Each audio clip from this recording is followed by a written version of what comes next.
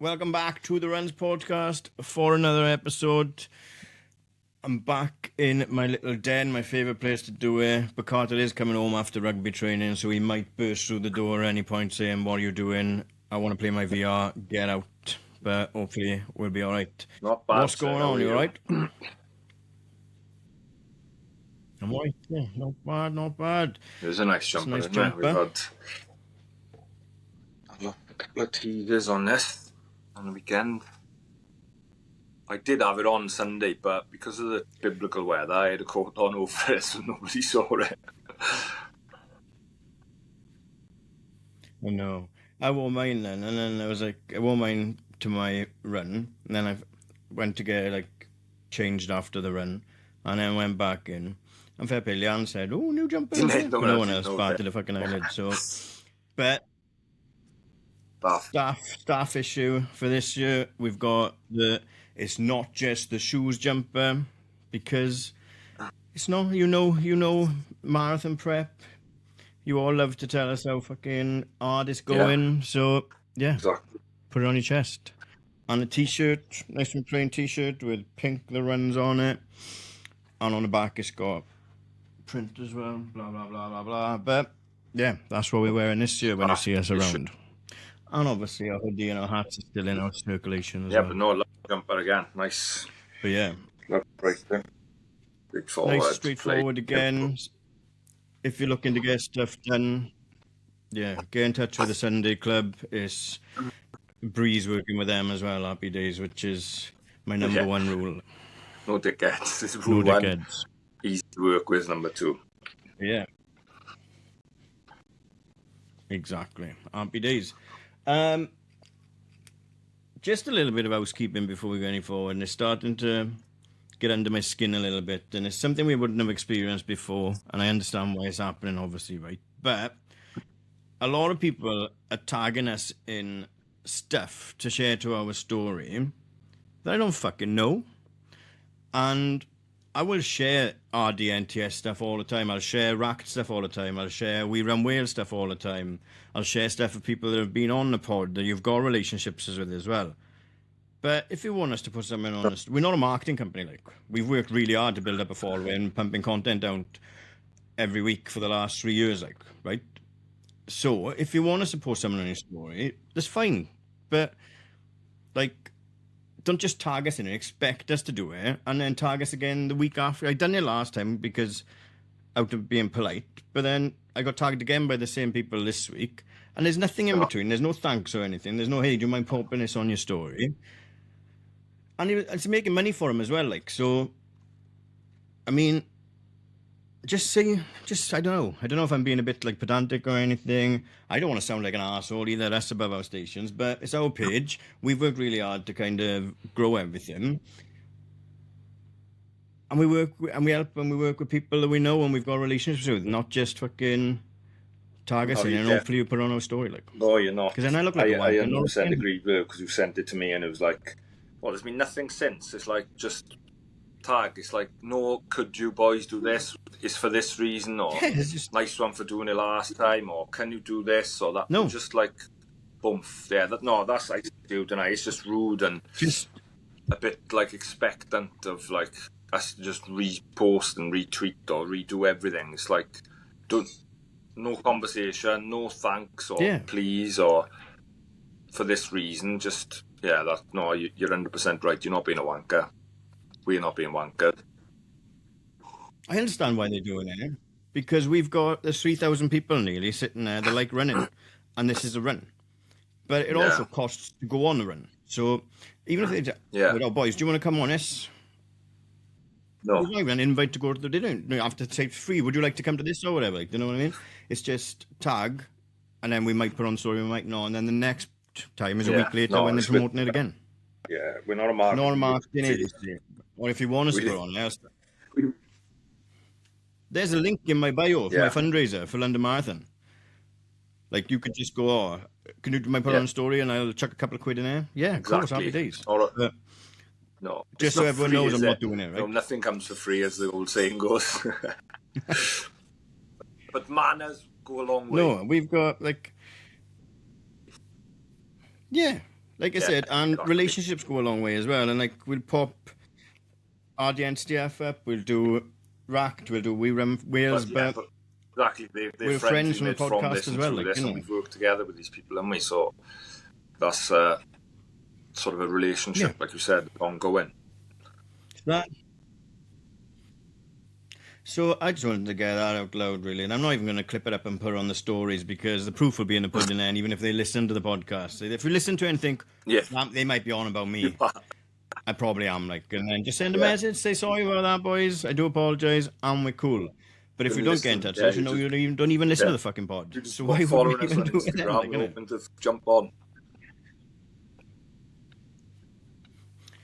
Yeah, That's this but week's it's not rant. happening. So fuck you. Yeah, that's all I've got for rants this week. I got a pair of Evos. They got delivered this week, so I'm looking forward to trying them out this week. But I think it's going to have to be thin socks, I think. Might have had to, but I didn't. I told everyone to, because they are snug. Like I didn't half size up because at the time I was pretty new when they came out, and nobody told me. And then as soon as I had them, so I said to someone I had them, like, "Did you half size up?" I was like, "No." "Oh yeah, they're small." It's like, "Well, now you tell me." I didn't send them back, but they're all right. Like they're all right. Yeah, You I got carry on on them wearing them. I've done hundreds of miles in them, but they are. I would rather them have been half the size up, to be honest. They're snug, and I have always got to wear thin socks with them. Yeah. But yeah, lovely shoe. I will probably need another. You are just want to do the laces up, innit? Yeah, get the triathlon type the laces up. Pull string ones, like, or swap them out for some Velcro, like proper BenQ type. We got the Velcro. I got them. Happy days. Let's start with you. What do you do on the weekend? I was over a Stradmanach for Ponty's Reverse 10. First time I've ever done it. And yeah, great race. Thoroughly enjoyed it. First one back after a layoff with a bit of injury and still suffering a bit with my back and not 100%. So I wouldn't say I didn't race it because I did obviously run pretty hard and as the fitness I'm in now. But I really enjoyed it. Totally different. Bit of everything. Bit of cycle path, bit of climbing up a mountain, traily. Yeah, it's really good race. The cycle path, the second half was quite waterlogged and not overgrown, like a lot of mud on, but it was all part of the fun. But really enjoyed it. Really good race, well organised. Yeah, first time I've ever done it. I would definitely be back. Tough. First mile's pretty much flat. Then you kick off the path up a big hill. That's quite tough. You probably climbed for about a mile, I'm guessing. I wasn't really looking. I was just blowing hard. But, yeah. I don't know. You've seen it. Paul Mason sent me the graph. Yeah. He said, you should come next year. He sent me the graph. He said, I'm not coming next year. People, Paul and Tammy, seen when I got there. They arrived same time.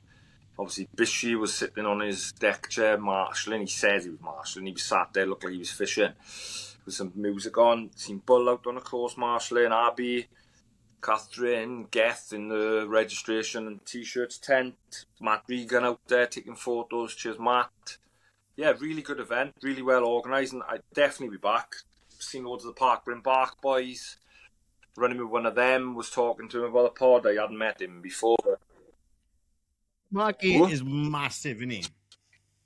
Yeah, Sparky. Marky Davis, you're running. He is massive. He ran really well. Oh my God. Gassed me the last couple of miles. The size on his arms. Jesus. Seen Dan out on course, yeah. He does high rocks he was talking to me about Lauren and said she's a beast. So we talked about that when we was running. But really good event. Obviously, it was good to get back racing. Did tail off a bit the last 2 miles. I was hoping to push on. I felt really good going around the lake. And thought, I'll be able to push on last 5k, but it wasn't there. Just, I think, lack of sessions and running at that pace for that long. But great event, definitely. Lovely long sleeve top as well. Yeah, seen Darky in the CDF. Mob before and his daughter. That was good again. Obviously, seeing friends of the community in there that we got. And it was brilliant. Seen so many people we know. Yeah. And a really good race. Yeah, I enjoyed it. John Burridge from Phoenix. I got to mention John was with him before and he ran really well. 102 John. So he's doing great Welsh. So he's in great nick heading into that with a month to go. Yeah, you're Happy going to do it days, next year? boy. Happy days. I've been asked to ask you. Yeah, probably. Yeah. Short stuff next year, I think. I'm looking for... I've already got Maranoia. My head's fucking gone with it already. Like, but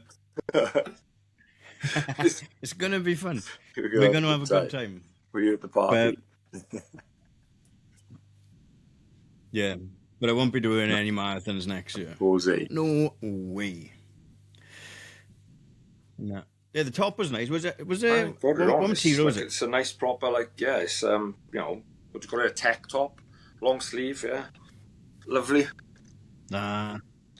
I reckon we just bring back Full cotton baggy finisher tees. No, it's, yeah, massive, big, oversized. Yeah, right. When we get our race up and running, that's what we'll have to do. Yeah, just need a billionaire investor. No one has reached out to me saying they're a billionaire yet. I know you had the first unbelievable, not good for age, didn't you? Meet up. Yeah. Yeah, I had like a rubbish end to last week because we went to track and I went too hard in track, believe it or not, boys and girls, because you text me in the morning and you say my legs are cooked, and I was like, I'm fine actually, there's nothing wrong with me. And then in the afternoon, my legs just went, and then I was a bit rough for a couple of days, so I missed a couple of sessions again towards the end of the week. And then I was dreading Sunday morning because it was the first not good for age run. And I thought, I've got to go to that because I fucking organised it. Shit. Why do I do these things? So, I know, that's what I said, what are you doing? Like, I might just delete the Instagram and everything now. The podcast never existed.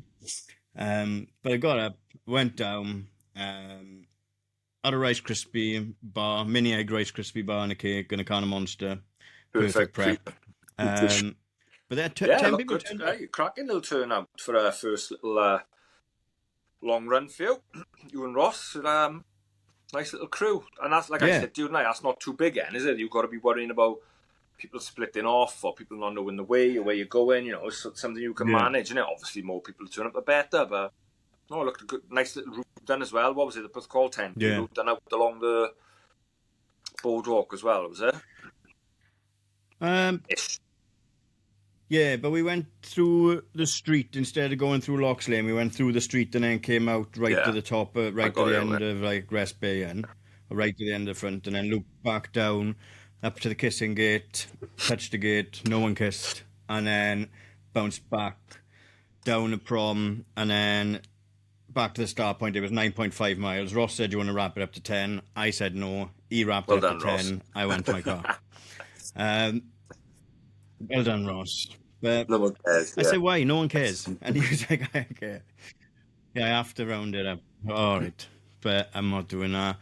But I tell you what, Pithcall is bouncing on Sunday morning. We couldn't get a seat in none of the coffee shops.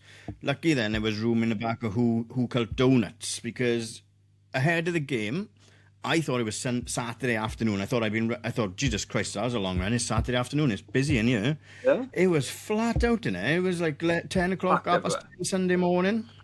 Mad. Oh, John Rambo, but wild. But no, it was good. I'm glad I went, and I'm glad I organised it, and I'm glad I seen it through.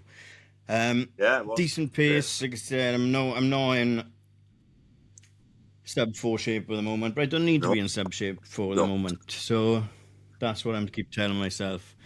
Good, enjoyed. Thanks to everyone that came through.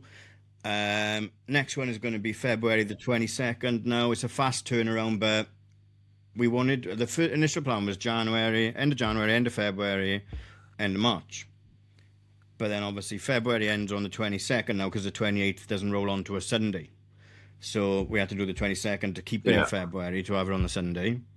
And then we had to bump this one forward because Ross was going skiing, so we couldn't do the end of January for that one. So there's a fast turnaround between these two, but then the next one is going to be the end of March. There'll be like a 6-week gap between stage 2 and stage 3. Stage 2 is down Swansea, down Mumbles, meeting Verdi's, outside Verdi's, not in Verdi's yet. And it's just going to be on a half marathon out and back until we've done 13.1. Nice. Pretty much.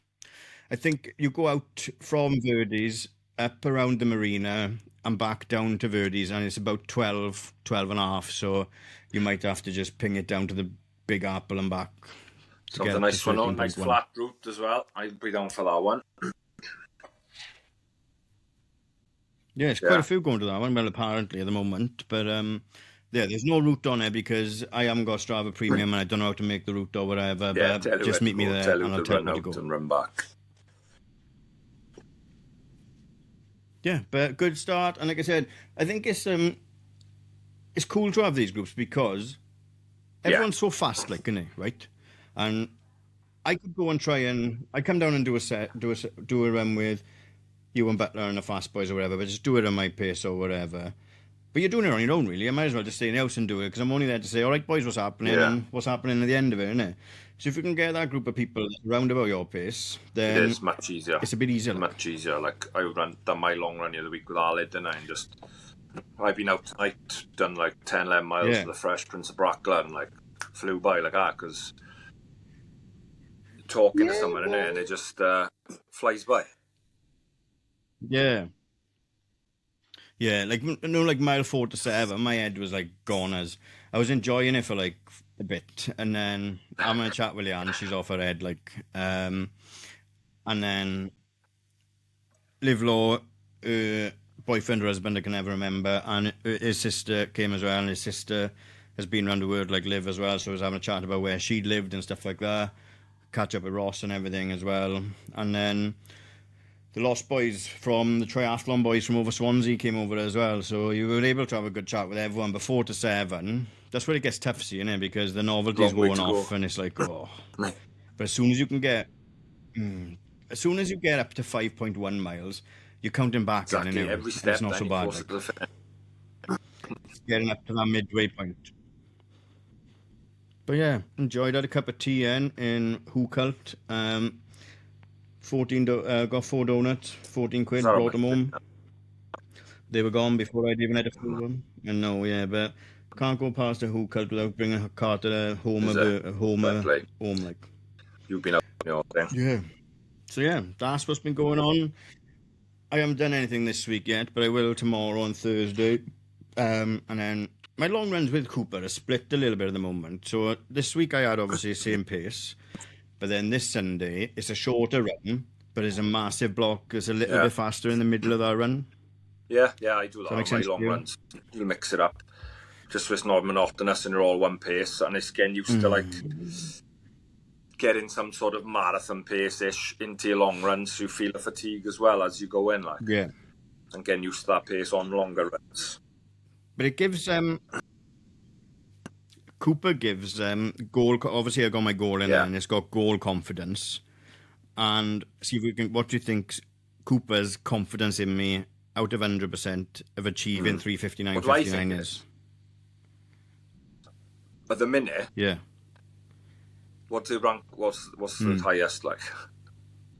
It's out of a percentage, right? Like. Probably you've just started. Yeah. You're trying to see in my glasses, isn't it? Like, trying to look at in my glasses. Fucking dynamo, am I? I'm going to go solid 65%. I wish you were my coach, white. But can you see? I can't see if we can see. It's just a white screen, guy. Oh, what? That's shit. 40%. 40%.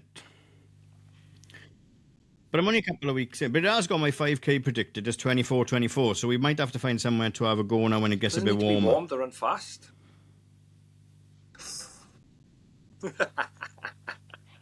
For those listening, you should have seen the look. Should have seen the look. If I could run 24:24.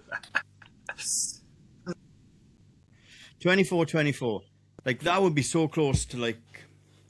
That would be wild if I could run 24:24. Because that's so close to like 23 or 7. It's not far off. I'll come down to Swansea Park Run and run it without play, so. Yeah, because Craig Jones needs us to go down there soon. He's going to go fucking mental on us.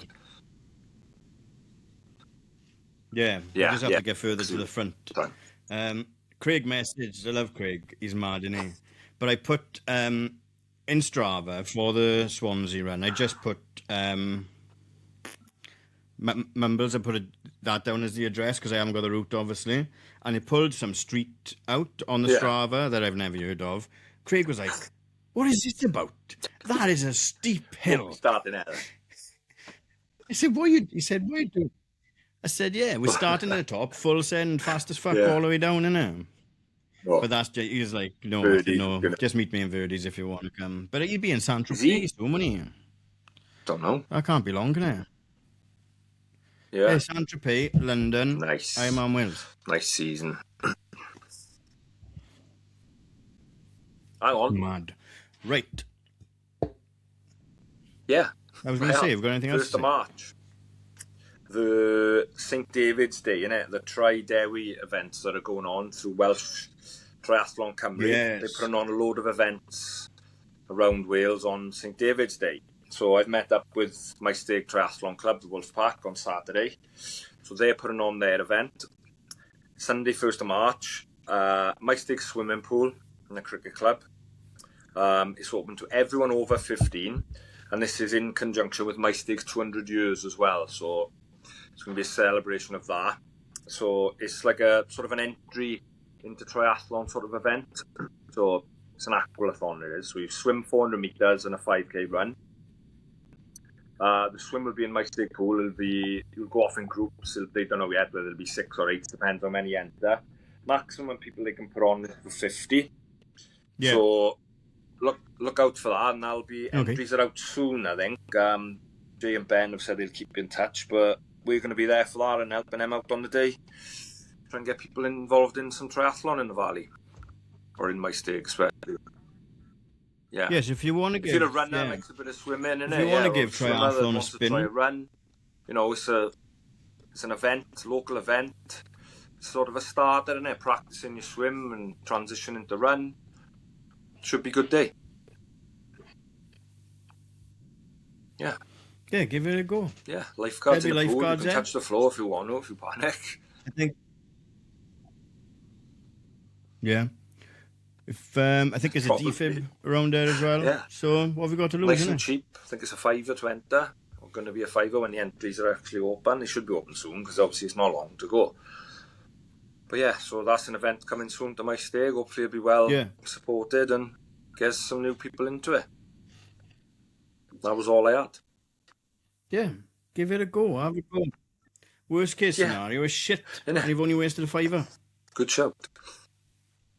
You love it. Best case scenario. You end up spending hundreds and thousands. And then it costs you a grand to do Ironman Wales. You better hope it's shit. Right. We've got a little bit of a different set of guests this week, and all will be revealed after the break. We'll be right back. Welcome back. We have been joined by Sheena and by Dermot. Right, I struggle with saying Armagh. So how do you say it? You were good. Armagh. Armagh. Yeah, that's Armagh. good. Yeah. You even sound like an Armagh man. No, but then I sound like I'm making fun of it. You should sound like I'm rolling it so. We've had so many Irish guests now. I think it's our second most popular country, isn't it? Irish guests. I think so, yeah. But we've been joined by Dermot and Sheena to talk about the Armagh International Road Race, right? Yeah, yes. How are you guys? You okay? Yeah. We've got you a week before, so thanks for giving us some time, because I imagine it is an operational nightmare and you've been flat out for how long sorting all this out? Too long. Too long. It is, it's a complete monster, this race. That's all we can say about it. It's just grew into a monster, and we are flat out with weekly meetings from probably September, October time, trying to keep on top of everything, trying to get everything organised. So it's, we're just getting into the last week now, and we're like, right, let's rock. We're ready, to go. Let's rock. So let's go right back to the start of this race, because it wasn't like this when it started, I imagine. What did this race look like when it started, and when did it start? What year did it start in? See, in truth, this race started as part of what they call the NASCAA International Sport and Cultural Week, and it actually started right back in 1975. So in 1975, I finished 16th in the under-16s. and a mine Yeah. and a French athlete won it. So they did have international Yeah. athletes in that time. But in 1975, it wasn't in Armagh. It was actually in Navan, on the streets in Navan. And then it went to Dublin. It went to, where else did it go to? Went to Dublin, went to Navan, went to some other cities. And then in the early 90s, it come to Armagh, and then it remained in Armagh, you know? And Yeah. it just become, with the International Sport and Cultural Week sort of faded away a wee bit, and it just become a hit in its own. But it was us just working at it year on year from it come to Armagh to get it to where it was like now. So, so when did it come to Armagh? It come to Armagh, tell you now exactly when it come to Armagh. Well, 1990. yeah. 1990. So Okay. it's been there for a long time now, then. Yes, Yeah. yeah. And is that when you guys started getting a bit more involved? Well, you more, Dermot, and Sheena, I'm taking years off you, yeah. Well, But What year were you born? we're not going to say that either. But yeah, when it come to Armagh, like we were, you know, it wasn't even on the mall in Armagh. It used to be around the streets, what they called the shambles, you know, and it was still a big enough race in them days, a very big race, like, you know. But then when it went to the mall, it just evolved again, like, and it's just grew on year, like, you know, just more people looking in, you know, and because of the start and finish, we just can't put 1,000 people on the line, like, but right, we're trying to hold it down to 200, but we've probably got close on 200 on the 15-minute runners already entered, crazy. like, you know. yeah. And the entries are sort of more or less closed up tight, like, you know. So I don't know, just here's hoping we get the weather Thursday week and everything goes to plan, like, you know. Yeah. So it's always, so if we go right back to the start then, so tell me a bit more about that NCAA and the International Culture Week or whatever. So Yeah, is that the race, where does it come from? Why does that exist? And is the race is made for that, is it? yeah, well, it was part of that international. Well, the NSCA was like one of the governing bodies for athletics in Ireland, you know. Okay. So and to be truthful, it was it was Brian Foley who really thought this up, like, and he sorted it out. And to be truth, like, if you look at Brian Foley now today, he's still going well, thank God. But he was probably done more for Irish athletics than any other person in the history of Ireland, like, you know. He really done a lot for Irish athletics, like, you know. And he organised all them teams coming in. It was like, and it wasn't like you're on the Irish team to go to the Olympics or the European Championships or something. It was like international athletics for, you know, middle-class athletes, not world-class athletes, you know. And it started off the French team that year. That's 1975, I can remember. They had a team. I'm going back at 16. I'm 67 now. That was... There was a team from Algeria in that year. An Algerian team. So how he managed to get an Algerian team down in 1976, I don't know, like, but that's what he did, like, you know. You know, it was absolutely, some of the things that carried on, like, was nuts, like. Matter of fact, one year the race went to the streets of Dundalk, and the lights failed in the middle of the race. It was black dark, the lights failed, the street lights, and I don't know, it was just unreal. And he went round organising people to turn their car lights on that were parked up the sides of the road to try to throw some lights out, like, you know.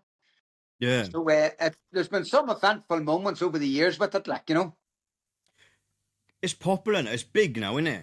And it must be such a race for you to manage because of, like you said, you can only put 200 on the start line. You could sell it 10 times over, couldn't you?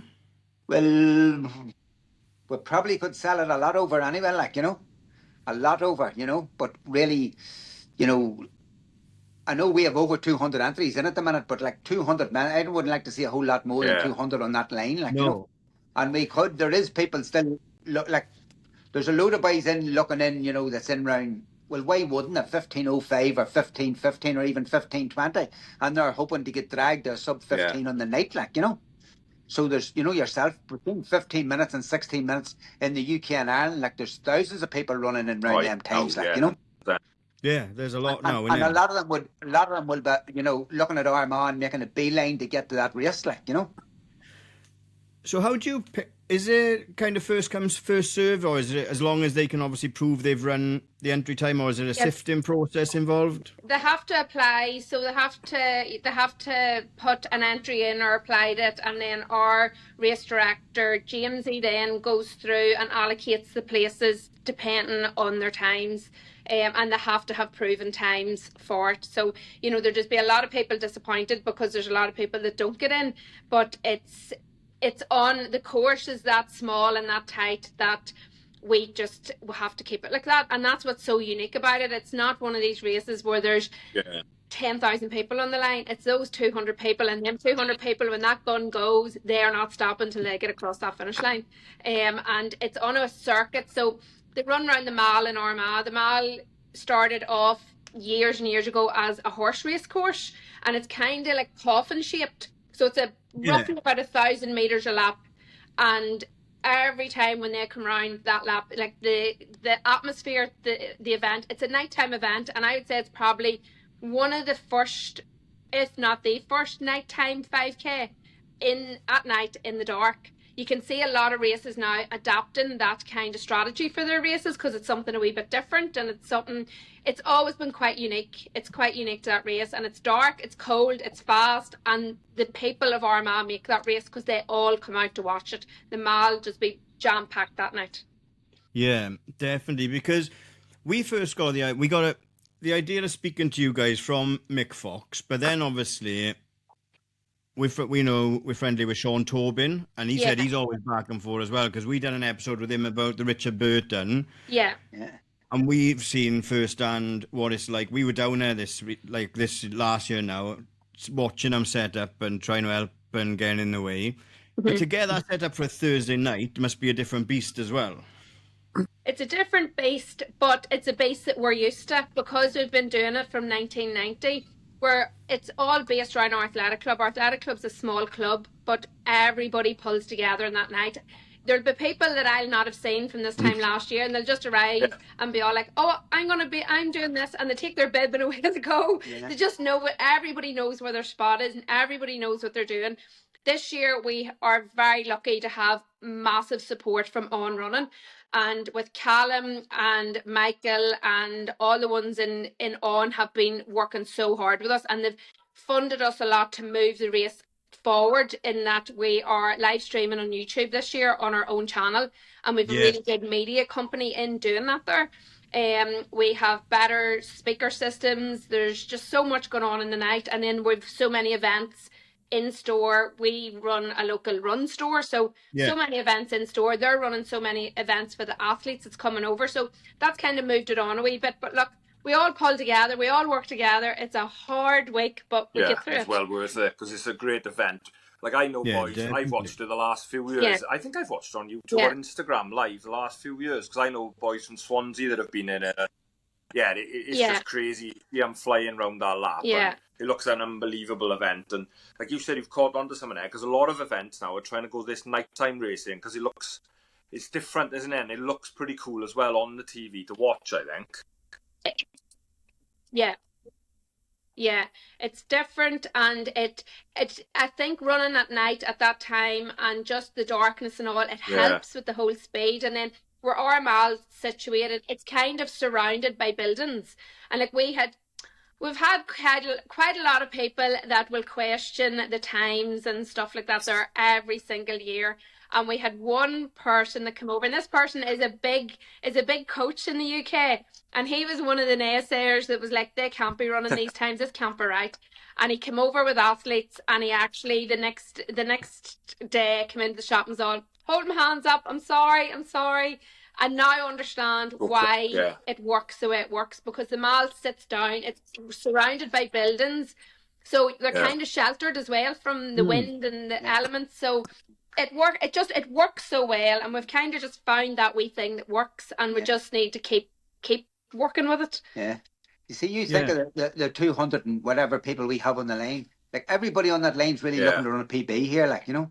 That's our goal, like, you know. And you take that mall, the way it's lit up, you have the courthouse on one side, you have the jail at the other side, all the lights are lit, the Christmas lights are switched back on. We even ship in about 20 of our own lights just to keep it, you know, for for the cameras and that, you know. But it's atmosphere does be unreal, unreal, like, you know. Last year was just every year just gets that wee bit better, and hopefully this year will be better again, like, you know. Yeah. And I think that it's such a little, and it's your baby as well, right, in there. Yeah. But the beauty of it is it's elite. Like, you know, you can only get 200 people in there. But now you're going to be able to show it to more people and deliver the race more aesthetically online and everything as well, which will put more eyes on it as well. Yeah. And keep it growing as well. But it's already a massive race in the calendar, and it's almost like, when you describe it with the buildings and the loops, and we've got the Millennium Stadium, obviously, for the rugby, and it's almost like a stadium with the buildings around you, with the roof open, isn't it? Yeah, it is, yeah. And like our race, this race does not make money, and it's not there to make money. In fact, we probably lose money on it every year, and we rely so heavily on local sponsors, big sponsors like On coming in. We sponsored as well. It's just it is our baby, and it's our event, and we want to make the most of it. But we're there to get these people onto the mall, to get them to run fast. We want everybody to run as fast. We want as many people under 15 minutes. We want as many women on that line running as fast, and to showcase that to kids. On that night, we have 1,300 children running on the mall that night, before the men's and the ladies' races. Some of them children are all from local schools who have never run a race before, have never had any introduction to athletics. They start training after Christmas.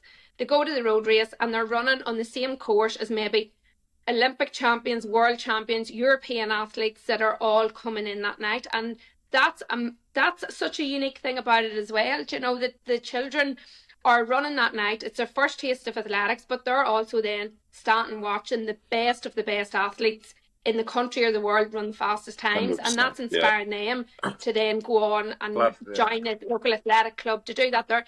So it's kind of, that's what it's all about. It's not about money, it's not about anything else, it's about getting them people onto that line. And running. And it's what running's for, isn't it? You could have sold out a million times over, couldn't you? Like, I'm sure there's been conversations about it, but to stick like to your guns, and I'm sure Nick Grigg is on the start line this year in the elite. Yeah, he must have run it as a kid as well, and that might be where it's come from as well. Like, you know, that's his proof's in the pudding there, isn't it? Yeah, and I think with Nick running this year, it's going to be a big draw for the kids, because he lives not 40 minutes away from Armagh, you know, so a lot of kids in the whole area know of him. It's the same with Kerr McGeehan. Kerr McGeehan came to our race last year just before she got sick, and we run a special schools race, that's all children that don't get the opportunity to do these things. They don't get the opportunities apart from Special Olympics to running these events. And we have a special schools race that night, and she run the special schools race with all them kids that night. And, you know, and people were coming over and they were looking at her autograph and they were looking at her things, but she was there and had them kids that night. So, you know, it's so good in that you have them local athletes that are on a world stage from here. You have Nick Griggs, you have Kerr McGeehan, who then come. And this year, we're all looking so forward to watching Nick Griggs win. And if he can win it, we'll be even happier, because we'll be delighted. We're talking about Nick Griggs winning it. It's over 30 years since we had an Irish winner. You know, the last Irish winner was Bobby Foran back in 1994. And since then, we've haven't. And you think of the strength and depth of Irish middle distance runner, and we haven't had an Irish winner in that road race since 1994. So it gives you some idea of the standard there is there, like, you know. Mark Carroll won it one year, you know. Yeah.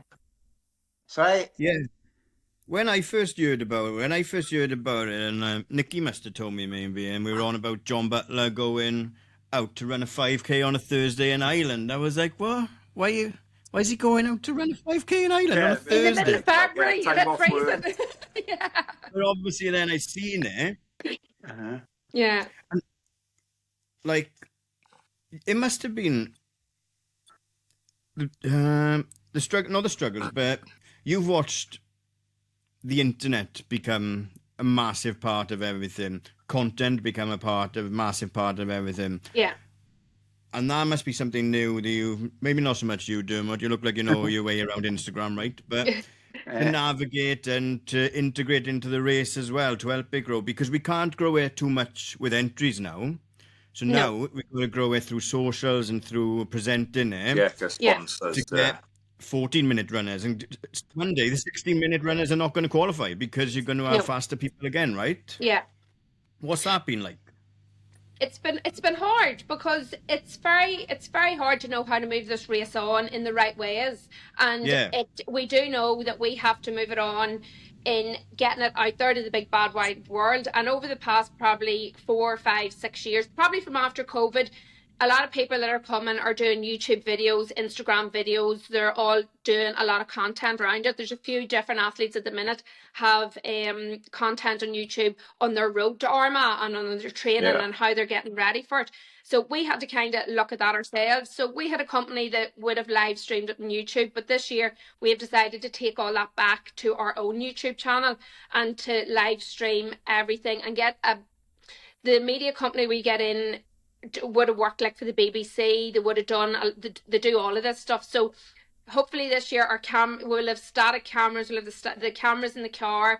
Jeff Whiteman comes over every year to do our commentary. Like, we are so lucky to have Jeff come over, and he loves this night of athletics because he's the same. It's like he commentates on all the kids' races and then he commentates on the men's and the ladies' races as well.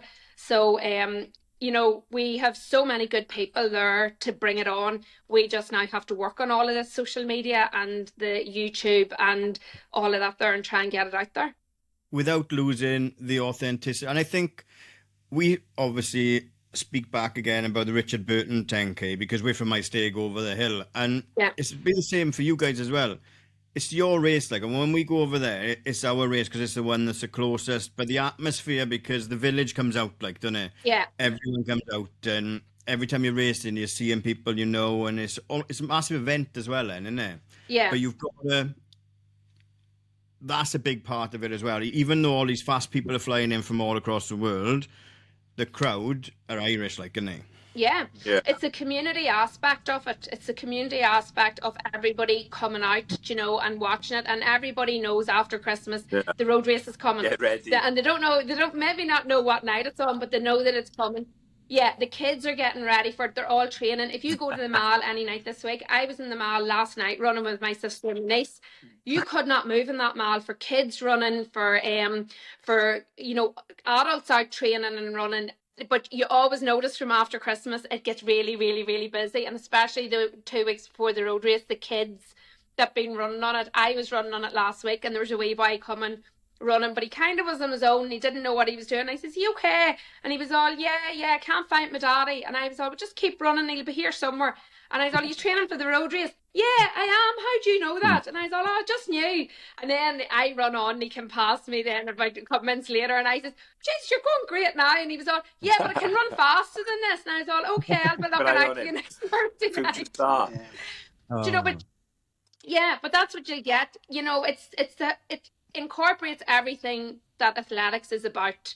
Do you know, there's so many races out there that are paying for athletes to come over, and these athletes are 2 and 3 athletes and they're away and they're gone and they win the race and that's it. And then all the rest of your athletes are coming behind them, and it's not, for us, that's not what athletics is about. You know, it's about getting the best people in there, the best race. Like, we want 10, 20 people coming off that top end and none of us knowing who's going to win that race, do you know, till they get over that line.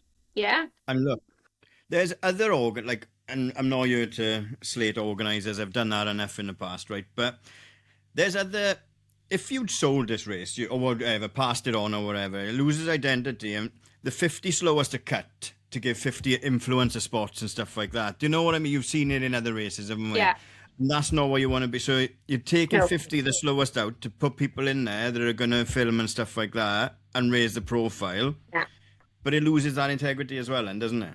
Yeah, that's not what our race is about. It's not. No. I would actually love some of the influencers just to come down and watch it because their jaws would be on the ground. Do you know, you get these influencers out there and they think they can do this and they can run this, and you know, there's so many good influencers out there that are running. Yeah, you can't tar them all with the same brush. And are unreal. You're not tarring them all with the same brush, but you know, we're putting the best athletes on the line. If you have an Instagram account and you're doing well, come on ahead, that's fine. But you have to be able to You've prove got to that be fast what you enough can as well. run. Yeah. And that's good, isn't it? It's, What's been your I favourite was going to part say, of that's the quite race? refreshing, Go on, isn't Nick, it? Like carry a on race before I like carry this. on. And it's hard nowadays, isn't it, without being told you're victimising runners. But sometimes you've got to have a race where you've just got the fastest people going at it and running like sub 15. And that's better for all the men and women out there running as well, isn't it? To have that competitiveness and not worry about what's going on at the back of the field. Just right, we got 200 here that are going sub 15. Get on with it. First over that line, all the best. It's good to have that still in racing because we used to have one year. Yeah. Not as big as that, but it was a Nice 10 miler, and they had like a cut off of something like 70 minutes, and he got slated, and it ended up going because he got slated so much of you got too strict to cut off and things like that. But like sometimes you've just got to have them races for runners, haven't you? It's about everyone as well, the front end and the back end. Yeah. Look, there's hundreds and hundreds of races out there that have thousands of runners in them, and you can run whatever you want in it, and that's it. You know, you have to have these races. Athletics is losing its competitiveness in certain places, and this is what attracts people to our race, is that they know when they get in that line that they are going to have to really perform to win, and that they're all going to. They're all, like last year we had 22 people run under 14 minutes and 152 under 15 minutes, and you will not get another 5k anywhere that they're running them times, that amount of people. And it's how we organise that and how we section that off for everybody's safety, for everybody, from the people that's running the 13 and a half minutes to the people that's running the 15 and a half minutes, that nobody's getting lapped, that because then it gets messy, you know. You know, you have to factor all this in. Also the last few years, the women's races come on a bomb. Like the ladies 3k is really, really good. And people have come at us, that should be a 5k, you know, but we've asked the girls when they've come over, and most of them says, no, just leave it at 3k. They're happy there, like, you know. And then at the end of the night, we have the open men's 3,000, where 10 years ago there was nobody breaking 9 minutes. And then last year, I think we put nearly 20 through 9 minutes, you know what I mean, in the open 3k at the end of the night. And it finished up very competitive too, like, you know. So the whole night from the kids' races, every race is competitive, like, you know. Yeah. Races like this is like imperative for the fastest, like, because we had, when Rod last week went to Speedway, our mate Rod done Chepstow Speedway, PB'd in the 10k and come 167th. Yeah. But if he just runs other races, he's not going to PB, is he? But he's going to finish higher. These need to exist. Everything can exist together, but everyone wants to do everything, don't they? If you want to do Armagh, get faster. Yeah. But you've got bad news because other people are getting faster too, so get real faster. Yeah, that's it. And you know, we're it's just so unique in that you have to be fast. And if you want to run faster, you're just going to have to get there with it, get with the program and get it done. But you know, there is the 3k. A lot of people that maybe didn't make the 5k that wanted to come over maybe with their friends. You know, you have a training group and maybe 4 or 5 of them are running the 5k, and there's a couple that maybe can't make the 5k, that then have dropped down into the 3k because it's like a top club runners 3k, and 3k on the road's different. You know, everywhere's 5k, 10k, 3k, like they all like come around that top bit and they're struggling. Like too quick. That's why you think it's a sprint. It's a tough one. Yeah, and it comes after the 5k and after the ladies race, so they're all ready to go. They've seen how fast everybody else has run, so they are pumped. What's been your favourite moments over the years of if you had to pick one moment each, what would be your favourite moment from, or a couple, whatever stands out, like apart from the lights going out, because we know about that now? You go. Well, my favourite moments were pretty easy. I was the first Irishman to win it in 1983. It started in 1975. I was 16th in under 16s. And then in Marion Square in Dublin, 1983, as the first Irish winner, I ran 14:21 that night. Wow. And then I won it 2 years later in the streets in Avon. And the night in the streets in Avon, I shouldn't have won it at all. There was so many things went wrong for other people, but it was my luck was in and their luck was out. You know. But there was 7 of us over the line. There was 7 of us over the line that night in 3 seconds. you know. Some photo And finish. one of my favourite things that I ever seen when it come to Armagh, there was one year, you know, our race starts, and when you get round to the finish, you have 4 laps to go. And when the bell went off with 1 lap to go, there was somewhere between 20 and 30 athletes within 15 metres of each other. You could have threw a blanket over the whole top of them. And the girls at the finish were saying, how are we going to sort this out here, you know? But it did sort out. But Barry it was fantastic to watch, but it was frightening to watch too. But it just looked like something really special, like, you know. 1423, you said, Dermot, was it? 1421 in 1983. Sorry. Yeah. And he'd no carbon shoes. No. All like No. I'd have run 1321 with carbon shoes impressive. on. We love shoes, don't we? Now, Dermot, you run the shop as well. Yeah. How big a change are these carbons to what you've seen since you've been running your entire life? How big a jump is it? Well, my guess is this: it's 5 minutes off a marathon. Yeah. That's what I reckon. Yeah, And the other thing, these new spikes, I reckon these new spikes is a second a lap. You know, that's why so many records are you going. even look at Ingebrigtsen's 3000. That's why so many records are going. And I'm not saying they're not putting the work in. Yeah, but still, it's a help. Yeah. Oh, it's a massive help. But massive. There's no doubt there's a lot of people out there training harder than you were ever able to train years ago, like, you know. There's a lot more full-time athletes. Recovering better. Yeah. Yeah. And there's a lot more knowledge out there than what there was. You really have to say, you know, athletics is on a golden crust at the minute, but it's also, you know, you wouldn't call it, you know, just like, sure, look at all the marathons. Belfast sold out, Dublin sold out. Is there any marathon in the world now that's not sold out? Like, and there's people not getting in, like, you know. We've spoke about this so much. But it's like on a world level, on a world level, I would look at that 3,000 world record that Ingebrigtsen set 2 summers ago. Yeah. You would think, all right, Coleman's record was 720. People said it was suspect. We don't know. He's never proved. But anyway, they really look at the thing like Selassie was 723. El Garouge was 723. You know, and nobody had ever got near them. And then all of a sudden that night, he runs 717. So if you work it out, I would say he's as good as Selassie at his best, Ingebrigtsen. And you'd have to say, look at a second a lap. And there you go. You get your 717 for the spikes. That's what I reckon. Good point. And I would think the shoes, I would think the shoes are, if you really know, like, the better technique you have, the better them shoes work, like, you know. And there's no doubt in my mind, I would be guessing somewhere in round about somewhere between 4 and 5 minutes. I don't think it's any more than that. People talk about more than that, but I don't think so, like, you know. But at the same time, then people saying, well, what about technology? Years ago, everything moves on, and that's it. That's where it is now, like, you know. Yeah. Yeah. But the shoes aren't going to go away. But as long as they leave them at 40 mil and 1 carbon plate, they can't go too much more now in the future, like, you know. So you think we can hit a little bit of a wall as well, level it out? Yeah, unless they find a midsole with rockets in it or something. I don't know, like, you know. Right. It should just. I know it. At this moment in time, nothing would surprise you, but it should level itself out, like, you know. But for all the boys that run PBs and run great times, like, and Mick Fox, we're talking about him, like that 2:19 in Dublin was fantastic. Run to Michael, like, you know. Well, not with the shoes. One shoe. One shoe. I tell you, if you say to Michael Fox you're 4 or 5 minutes slower without them shoes, he'd knock your lights out. So you better watch out. You know. He's got. I seen earlier. He's got the Pumas now, hasn't he? Yeah, he got a pair of them. Yeah. Be interesting to see how he gets on with those now. What about you, Sheena? What's been your favourite highlights of being involved in the race?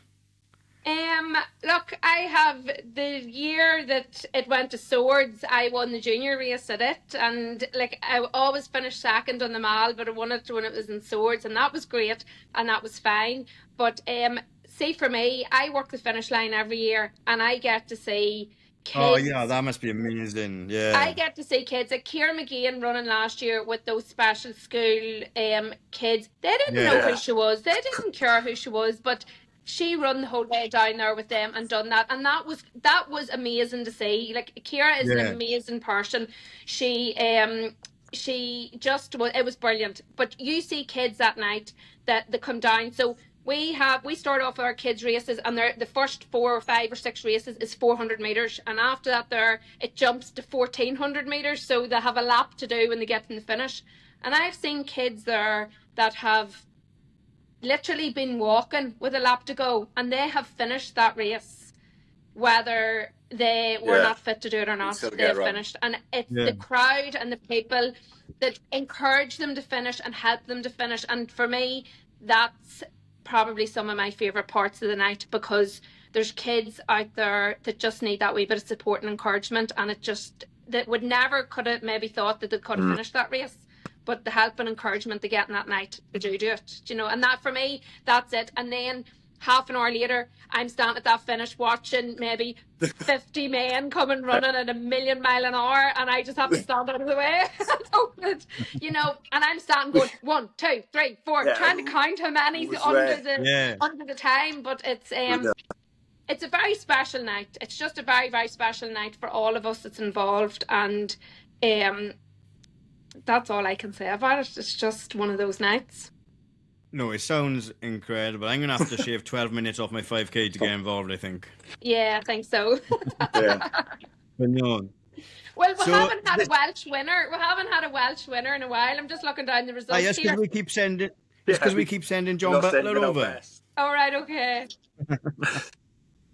Jamie Lewis won it in 1996. Now, Jamie is our Saucony rep at the minute, so Jamie has been with us a few times a year. And then we had Mark Morgan, who won it from 1998 to 2001. Back to back to back. Impressive. Yeah.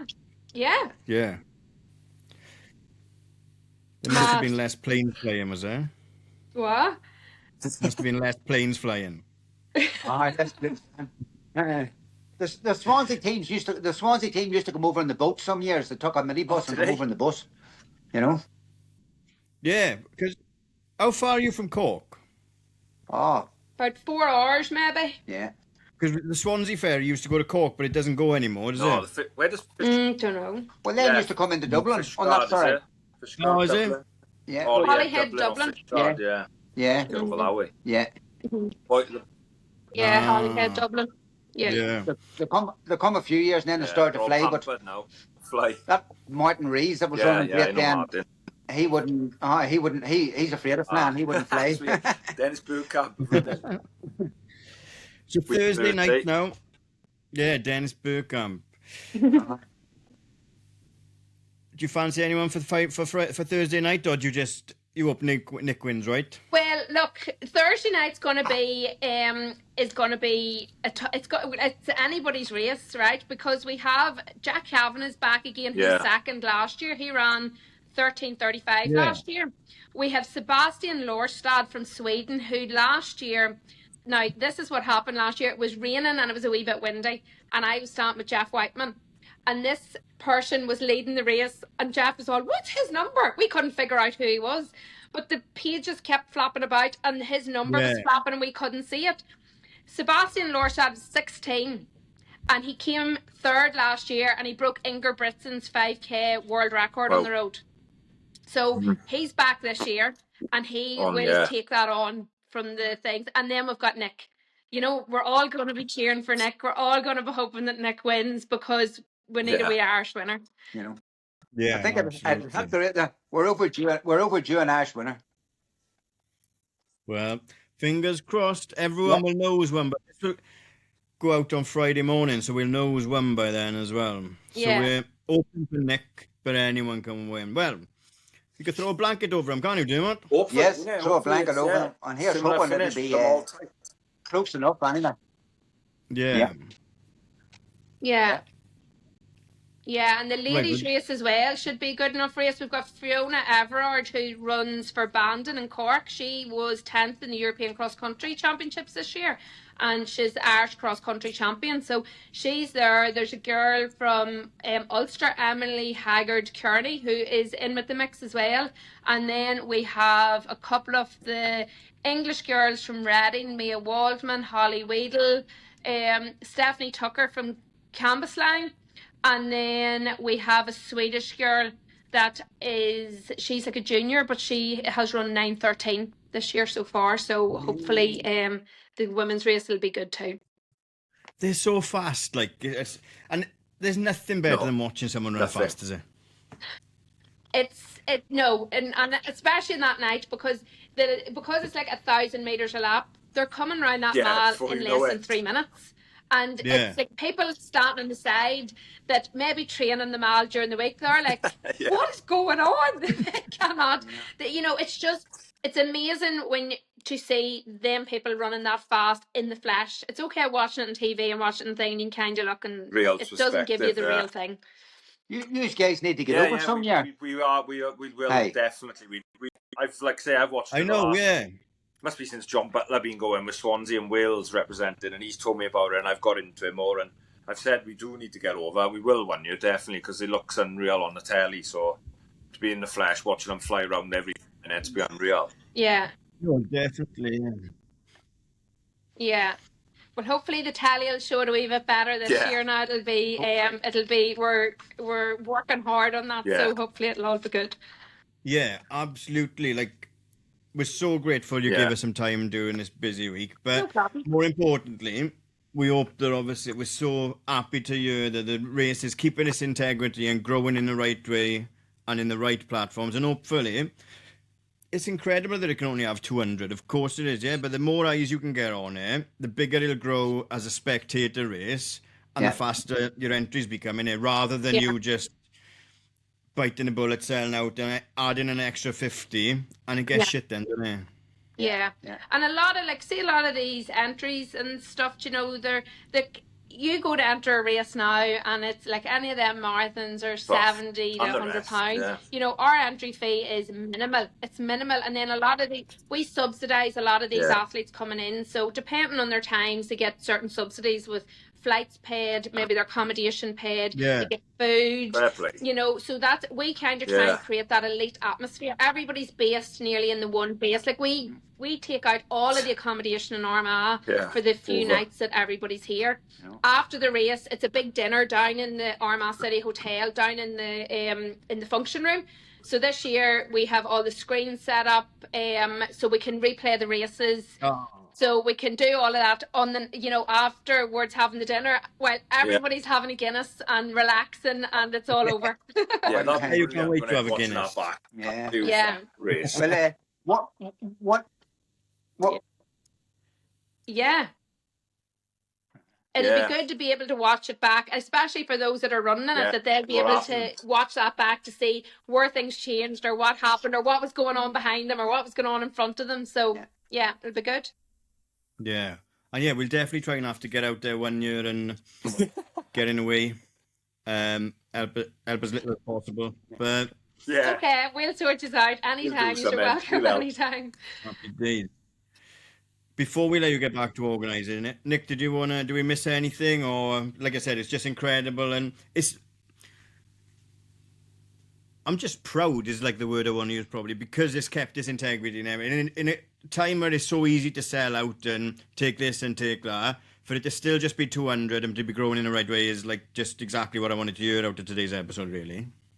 Yeah, it's just one of those races that we have to keep our control on, and there's been a lot of people that have wanted to come in and take it over and join it up with different series and stuff like that there, and we're like, no, this is ours, this is where we're going to keep it. Now, there's been a lot of fighting goes on the committee about moving things forward and changing this and changing that there, but at the heart of it all, nobody wants the basics of it to change.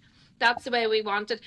Probably going forward, we would like more sponsorship so that we have more prize money for more of the things, because that's probably where we're lacking in the minute, where the prize money probably could be better and things like that. But we're working on that. You two will help us out there. Yeah, no, it will. It definitely will. And I think that's really important.